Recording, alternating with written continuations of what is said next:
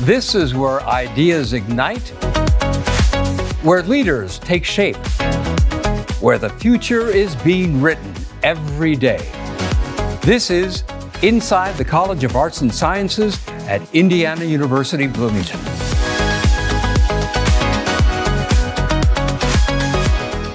Welcome to Inside the College, an innovative look at the people, stories, and impact of the College of Arts and Sciences. I'm Phil Ponce, and today we're going beyond the headlines to explore how liberal arts and sciences are transforming lives and shaping our world. Joining us is the Executive Dean of the College, Rick Van Kooten. Dean Van Kooten, thank you for being here. Well, thank you, Phil, for joining us and hosting this program and visiting us here in Indiana University Bloomington and the college. I'm really excited to share some stories and updates from the college, and I'm grateful that you're joining us for the conversation. And I do want to say that I'm, honored to have you actually as an alumnus, as I wanted the audience to know that you were given the 2023 Distinguished Alumni Award. And actually at that event, there was a panel discussion. You were part of the panel, and I was asking the questions. And I felt very awkward because here I was asking questions of an interviewing God. So now the universe is aligned to where it should be. Let's look at the past year because it's been a remarkable year for the college, some major accomplishments, milestones. As you look back at the past year, what do you look back and think, we got that one right? Well, in spite of this being an unprecedented time for higher education, where the people are asking or thinking about what their return on investment is for their child or students themselves going to university, that we are gaining a lot of momentum with new initiatives, increasing student success. I'll be talking about what we call the Pillars undergrad experience as part of that student success.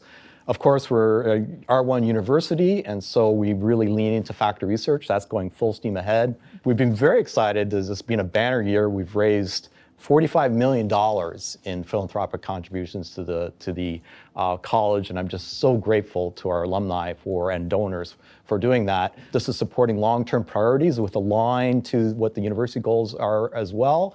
And so I'll be excited to talk about a lot of these academic programs in this conversation. Rick, you mentioned something called the Pillars Framework. What is that? It's a first-in-the-nation approach. In fact, as far as we know, we're the only liberal arts and sciences college which makes this career readiness a requirement. And this is done because we saw that only about half of our students would use the services of our Walter Center for Career Achievement. And we don't want to make this accidental. We want to make sure that every student has the opportunity to take advantage of what we provide. The program integrates research, life design, immersive experiences, and career readiness. So going through each of those pillars, first is undergrad research. We call it the Assure program, Arts and Science Undergrad Research Experience. Even as freshmen, they get a chance to see how research trains students to ask questions, to analyze complex problems. The second one is life design. That's designed for students to sort of match their skills to what careers they could be thinking about, but also know that it's flexible, that they have a plan B. The third pillar is actually immersive educational experiences, and I'll talk about that a little bit more detail in the future. And the fourth pillar is career readiness. That's something, to lean into problem solving, communication, nuts and bolts, writing a resume, doing interviews. And these are now required courses, this life design course and the career readiness course that every college student has to take. And actually, it's aided by the fact that we have more than 400 faculty fellows that take their courses, and we've developed 12 career competencies, and we have faculty that figure out which 1, 2, or 3 of those career competencies their course presents. And then every assignment is, for example, this is designed to exercise your creative thinking or critical thinking, or working in groups, collaboration, communications. And so the students know exactly why they're doing something. This is all recorded in electronic dossiers, so when they're ready to write their resume, they actually have a collection of where they learned all these skills and to pitch themselves to a prospective employer in an interview, for example. Rick, it sounds like this really provides kind of a roadmap for a student by which a student can not just plan their curriculum, but also plan their lives. This is something that did not exist when I was here. But so it sounds like the Pillars framework formalizes some of the experiences that you're already offering in terms of immersive learning. Give me a beat. What is immersive learning?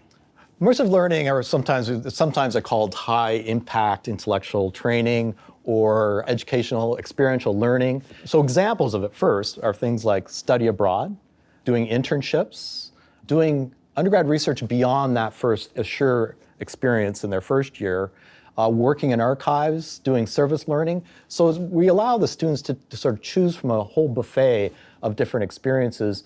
And it's our aspirational goal that every student, and we make a promise to the students, to their parents, that students have access to these immersive educational experiences because they connect with what students do in the classroom with what they could do in the future. So students make that connection and see it and actually try things out. Do I like doing this? Do I have a passion for doing this? Can I do this for the rest of my life? And that's an important part. A very good example is Sophia Trinkle, who received the Lewis E. Wright Memorial Scholarship.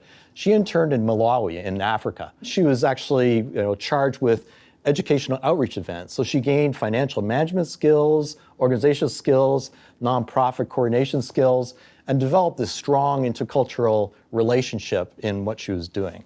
And we have a video of Sophia, which we can take a look, and you can see more details in the video. I was working in Malawi. I was working with Supreme sanitary pads. They make reusable sanitary pads. Working and living and learning from people in Malawi was an amazing opportunity. I also gained a lot of knowledge and just practice working in international workplaces. I received the Wright Memorial Scholarship, and with that money, I was able to do a lot of different things. Getting an internship is a great experience, but there's also like the worries about, oh, it's an unpaid internship. Then you're adding, oh, it's an unpaid internship in a completely different country. The Wright Memorial Scholarship really just allowed me to worry a little bit less. Dean, alumni continue to play a role in the success of the College of Arts and Sciences, not just by their philanthropic efforts, but by their time and expertise, sharing that. Talk about why that's so important. Now, the alumni really, their engagement drives our mission forward. They're essential to our programs. Alumni give their time, their talent, as you pointed out, to the university, to the college. And a very good example is we have a College Luminaries program where distinguished alumni who have been very successful come back to the university and explain how their training, how their liberal arts and sciences education really helped their career. A recent guest, Max Yoder, who's a native-born Hoosier, he was the founder of Lessonly. He's made the choice of staying in Indiana. He's the author of the book, Do Better Work. And he spoke to our students about mental health, empathy, and leadership through curiosity. In fact, curiosity is one of the nuggets of our liberal arts and sciences education. It's something that really has shown people are wildly successful if they have that degree of curiosity in everything they do. And Phil, you've also given back in the area of volunteering through your student recruiting events in Chicago. And I would just love you to share your perspective on those experiences. It was a lot of fun to help prospective students see the resources and the talent at Indiana University, and to elicit the kinds of information that would engage students and compel them to want to come to Indiana University. And I have to say that as we're looking at the role of the arts and sciences as an English major, I will say that that major gave me critical skills in terms of thinking, in terms of communicating, and you talked about how jobs are going to change in the future. No matter what happens in the future, Dean, critical thinking, analysis, and communicating is always going to be an important life skill, important career skill, and that is something I am very grateful to Indiana University for having inculcated in me. Yeah, what's interesting about that is that, like, as dean, you're talking to a lot of alumni, potential donors. The number of successful CEOs and people in areas of leadership, the number that are English and history majors is just actually amazing for those very reasons. Often, it's not in those very first years in their first job, but those skills of creative thinking, the communication, those are what make people stand out, and that's what the College of Arts and Sciences teach. Rick, you mentioned a couple of faculty members and some of the research they're doing. This is an R1 university. Why is research so important in the College of Arts and Sciences? Because it deepens knowledge, it actually creates knowledge. It's that, we're teaching them things, but it is actually created in the research process. It drives innovation, addresses urgent challenges in society. A great example is Professor Anna Muller. She's a professor in our Department of Sociology, and she's a national leader in the study of youth suicide prevention. And this is something where her work involves policy, school culture, and public health. And through donor support, things like this have meaningful impact, and it improves, and in this case, even saves lives. So her research is just at the foundation. Another great example is Professor Doug Edmonds. He's in our Department of Earth and Atmospheric Sciences. He was recently named a Guggenheim Fellow, so a big deal, for his work on rivers and floodplains. And flooding is a big deal in the state of Indiana. And actually, we have a great video showing him with undergrad students on this work. We're currently standing in the floodplain of the East Fork of the White River. We're out here because we're interested in what happens to the topsoil during floods. I sent a team of undergraduates out placing sensors to try to record the progression of the flood wave. They're little sensors that measure pressure, which is proportional to water depth. So we probably have maybe 20 scattered throughout the floodplain. The drone is in the air right now collecting LiDAR. That's going to help us understand precisely how the surface has changed. This year, the big flood gave us an opportunity to really understand how these big events reshape landscapes, with the eventual goal of trying to better conserve the topsoil, which is an important economic resource in the state of Indiana. We've talked about a couple of students who've had outstanding experiences already. What does it do to you when you see a student go through your program and accomplish really wonderful things? That's the ultimate thing for actually a faculty member, to see that. To see somebody you've taught, to use the things that you yourself are very passionate about, and to hear that it made a big difference, that is probably as rewarding as it gets. For somebody, people here, we have this dual role of both teaching and research. And that teaching piece, that's that part of it. But often you also get the same if a student is doing undergrad research in your lab or in the projects you're working on, and then you see them take off, either to have their own career in research or actually applying that as something else. I'm a physicist, and so I've had a lot of grad students take all the computing and programming knowledge that they have and do remarkable things with that. It may not be physics, but in something that is, again, meaningful to that student themselves. When we change people's lives, again, that's the best thing in the world. You mentioned that this is an unprecedented time, and you referred to the generosity of supporters of the college, and yet Indiana University, along with other colleges and universities across the country, the arts and sciences, are seeing shrinking resources. Given those shrinking resources, why should an alum or a supporter give more money to the college? Well, now more than ever, donor support is really vital to the college. It supports funds for scholarships, internships, student research, undergrad research, and unique programs that we normally wouldn't be able to have without this strong support. And particularly in society where things are changing and we have to be presenting what the students are learning in terms of preparing for a career that may change multiple times during their lifetimes. And this is in light also of AI, where we can actually have, if you're being just trained to do one thing, you can be replaced by a robot.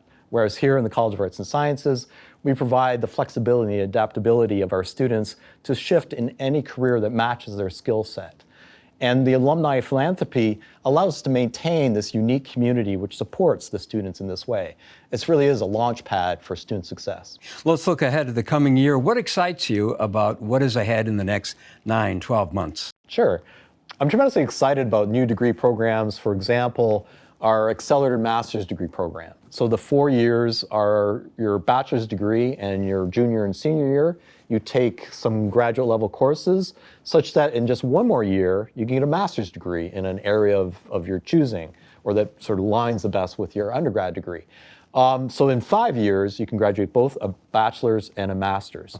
A great example is that we have a new master's degree in geographic information systems and remote sensing. We have students from the O'Neill School of Public Environmental Affairs that could take their bachelor's and add this master's to it, or we have people doing environmental science in the college itself wanting to add that skill set and ready for using in their careers. We're also very excited about scaling up the Pillars undergraduate experience. In particular, the immersive educational experiences piece.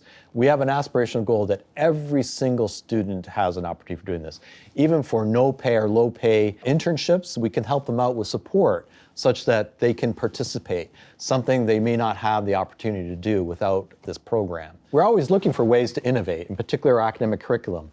An example of this is in the languages, is that we can have all the students in language degrees take a course on AI and its general impact on languages, so they can deal with how languages are operating society right now and in the future.